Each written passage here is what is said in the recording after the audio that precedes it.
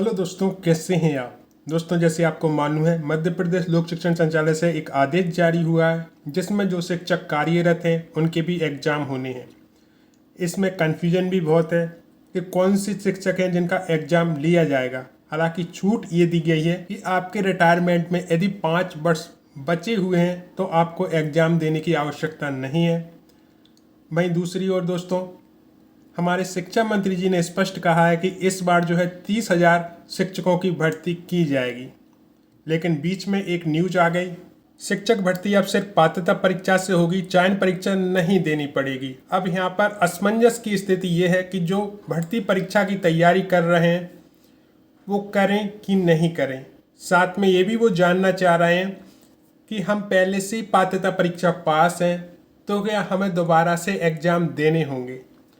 आखिर ये 2 एग्ज़ाम लेने की बात क्यों पहले रखी गई और अब इसमें क्यों बदलाव किया जा रहा है, इस संबंध में जो है सचिव स्कूल शिक्षा विभाग का भी वक्तव्य आया है कि पात्रता परीक्षा से ही चयन सूची बनने का प्रस्ताव बनाया जा रहा है। परीक्षा के अंक आजीवन वैध रहेंगे। अभ्यर्थी चाहे तो अपने स्कोर में सुधार के लिए दोबारा परीक्षा दे सकते हैं। असमंजस की स्थिति ये है कि जो पहले से ही पात्रता परीक्षा पास हैं, क्या उन्हें फिर से जो है पात्रता परीक्षा देनी होगी। वहीं हम शिक्षकों की बात करें दोस्तों, तो उनका स्पष्ट कहना है कि हम 27 साल से सेवा के बाद टेट परीक्षा का विरोध, शिक्षकों ने किया प्रदर्शन, सीएम के नाम सौंपा ज्ञापन। ये भोपाल की न्यूज है दोस्तों।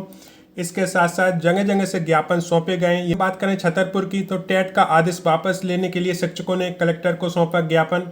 हम बात करें दोस्तों मुरैना की, तो टेट की अनिवार्यता के विरोध में ज्ञापन। हम बात करें सीहोर की, तो टेट स्थगित हो, सुप्रीम कोर्ट में पुनर्विचार याचिका दायर करें। वहीं हम बात करें पन्ना की, टेट की अनिवार्यता के विरोध में शिक्षकों ने किया प्रदर्शन। बात करें सीधी की, तो टेट के विरोध में शिक्षकों ने सौंपा मुख्यमंत्री जी के नाम ज्ञापन। और दोस्तों, प्रदेश की राजधानी भोपाल में भी प्रदर्शन किया गया। पूरे प्रदेश में शिक्षकों ने आंदोलन किया। सीएम डॉक्टर श्री यादव जी के नाम ज्ञापन सौंपा गया है। शिक्षकों का ये कहना है कि यदि हमारा टेट एग्जाम लिया जाता है तो इतने वर्षों से जो हमारा अनुभव है उसको ठेस पहुंचेगी और इस संबंध में जो है सुप्रीम कोर्ट में पुनर्विचार याचिका भी लगाने की बात यहाँ पर कही गई है दोस्तों। वहीं दोस्तों, टेट के संबंध में एक मार्गदर्शन भी मांगा गया है।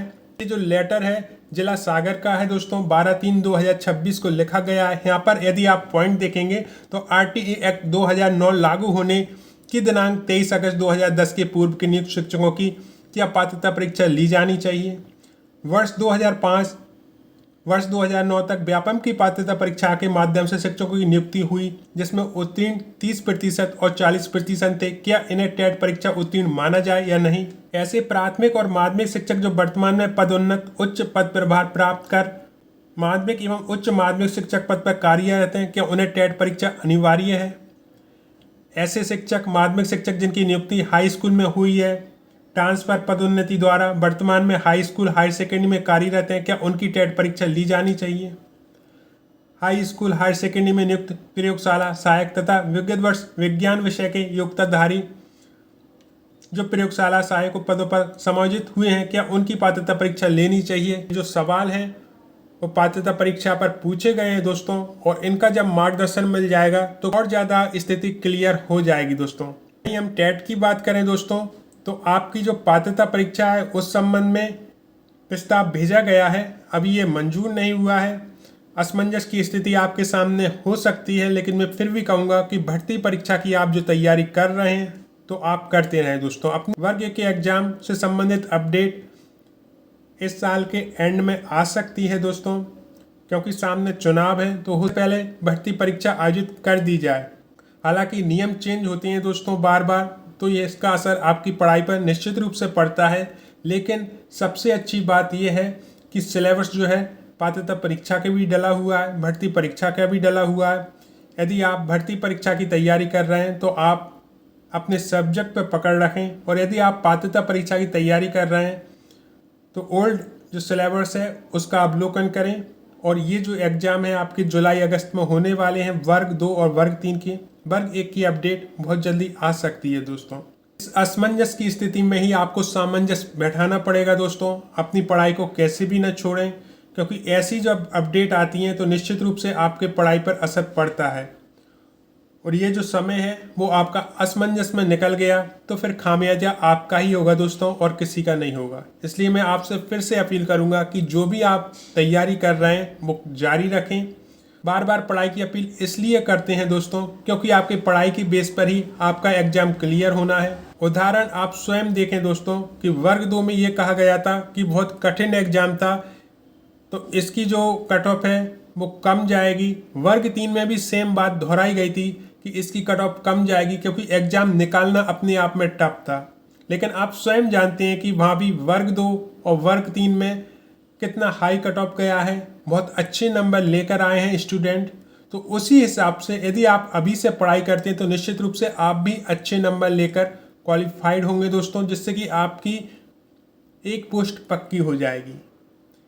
इस बात को ध्यान रखें क्योंकि बहुत से भाई बहन ये कहते हैं कि हमने नहीं पढ़ा तो किसी ने नहीं पढ़ा। ये अपने आप में आधा सत्य होता है। बहुत से लोग तैयारी जारी रखते हैं और इसका उदाहरण आपको वर्ग 2 की मेरिट में मिल जाएगा, वर्ग 3 की मेरिट में मिल जाएगा। इससे होता ये है कि कट ऑफ बहुत हाई चला जाता है और जो पास होते हैं या पासिंग मार्क्स से थोड़े ज़्यादा नंबर लाते हैं वो कहीं ना कहीं बाहर हो जाते हैं दोस्तों। तो ये आपके पास एक मौका है जहाँ पर आप जो है अपने मेन सब्जेक्ट पर फोकस बनाए रखें दोस्तों, जिससे कि आपकी एक सीट पक्की हो जाए। अपडेट आती रहेंगी, नियम बदलते रहेंगे, लेकिन आपका जो पढ़ाई का पैटर्न है और जो दिनचर्या है वो उसी हिसाब से चलनी चाहिए जब तक कि आपके एग्जाम नहीं हो जाते तब तक दोस्तों। इसी आधार पर आपको लाभ मिल सकता है दोस्तों, क्योंकि अभी ये जो शिक्षक भर्ती अब सिर्फ पात्रता परीक्षा से होगी, इसे प्रस्ताव बनाकर भेजा गया है।